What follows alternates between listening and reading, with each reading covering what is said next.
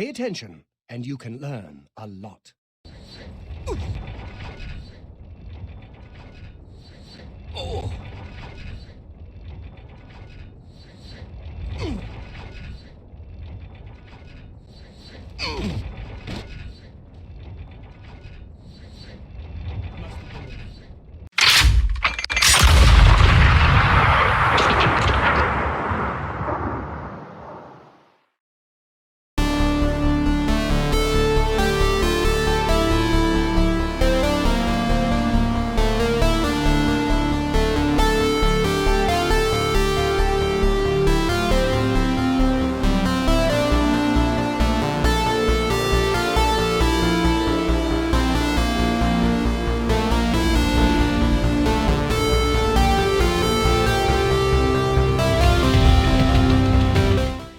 Outlaws and gentle beings.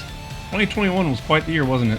Folks around the nation and even the world can probably all agree that it really wasn't anyone's strongest year.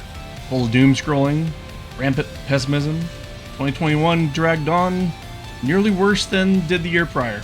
And as we close out this year with a 7-day record streak of concurrent COVID-19 cases in America, let's take a look back at everything that sucked about the games industry this year, as well as some of the things that didn't. So, we all know the stage was set, as Activision-Blizzard, Riot Games, Ubisoft, and even Bungie came under fire from bombshell articles exposing a rash of toxic work environments, bro cultures, sexual harassment, and even a few R-word cases. YouTube algorithm, I gotta be smart with my language for this one. Activision-Blizzard, most of all, felt the brunt of what journalists unearth about the cultural malaise within their walls, exposing the innumerable cases of cubicle crawls by male employees and unwanted advances towards female employees. Female employees were also often disregarded, ignored, otherwise interrupted, and cut off from input and ideas during meetings. Sexual advances were commonplace even off the clock, thanks to numerous company gatherings, often arranged by Alex Aprasabi and his infamous Cosby Suite, about which an entire message thread was uncovered by journalists. Some of these were even so serious that one employee took her own life during a company event. I've mentioned that a number of times in prior videos. Blizzard axed their president, J. Allen Brack, as a sort of scapegoat to hide Bobby Kotick behind a phalanx of executives, even going as far as to pen a dismissive response, being that Bobby Kotick. He penned a dismissive response to the allegations under the name of Chief Compliance Officer Fran Townsend, who was assumedly forced to send the mass email in his stead. Much of this was corroborated in California's Department of Fair Employment and Housing, which we've heard called the DFEH a number of times, their investigation, where the rest kind of came to light following a series of bombshell articles by the Wall Street Journal and others. And despite all that, and all that Bobby Kotick has supposedly known about all these issues for years, as well as having been behind a lot of it himself, the best he can manage to produce is an assurance that he'll step down if he can't fix this. You're 3 decades too late for that one, bub. This was just at Blizzard, alright? By comparison, the great exodus of employees departing Ubisoft for reasons ranging from low pay, better opportunities elsewhere, or poor handling of misconduct is just a mild case of employee agitation. Riot Games, meanwhile, had to reach a $100 million lawsuit agreement following a 3-year case alleging the MOBA giant perpetuated a flood of gender discrimination occurrences, as well as proliferate a toxic work culture.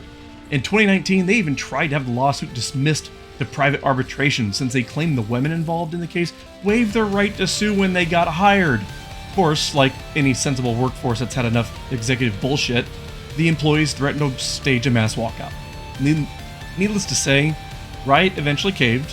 Now they gotta shell out $80 million to current, former, and contract employees who worked at Riot from 2014 to 2018.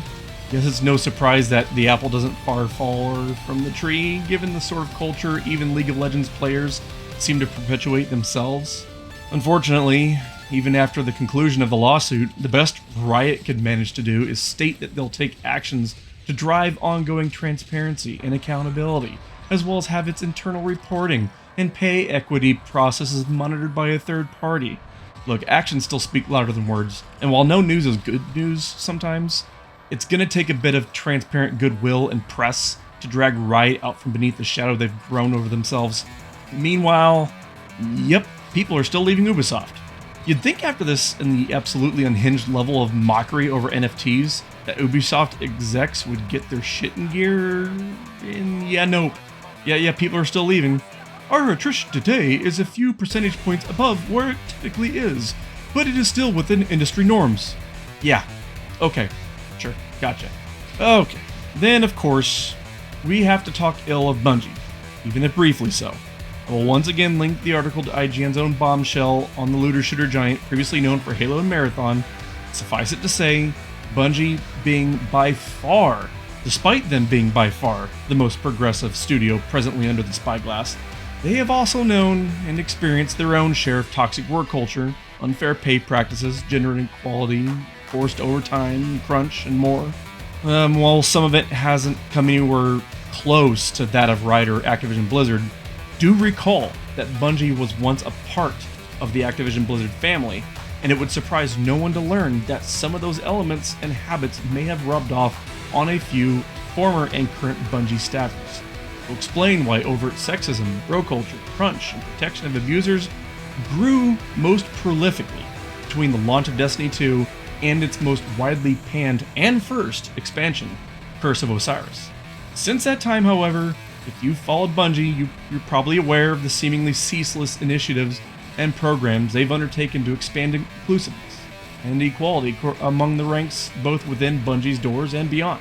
They've supported everything from Black Lives Matter and LGBTQ to women in the workplace and supporting the disabled and more. Add this to the innumerable charities they run throughout the year in support of St. Jude, CHKD, Boys and Girls Club of America, and others. You can quickly see that Bungie stands miles above the rest in trying to rectify their image and make the industry and the world a better place for everyone. Their leadership admits there's still a long way to go, though, and even Gail DeHunt, Bungie's 14-year HR lead, has stepped down in the wake of allegations that surfaced from IGN's article, citing that the Bungie team needs to move forward with the membership largely comprised of people new to Bungie.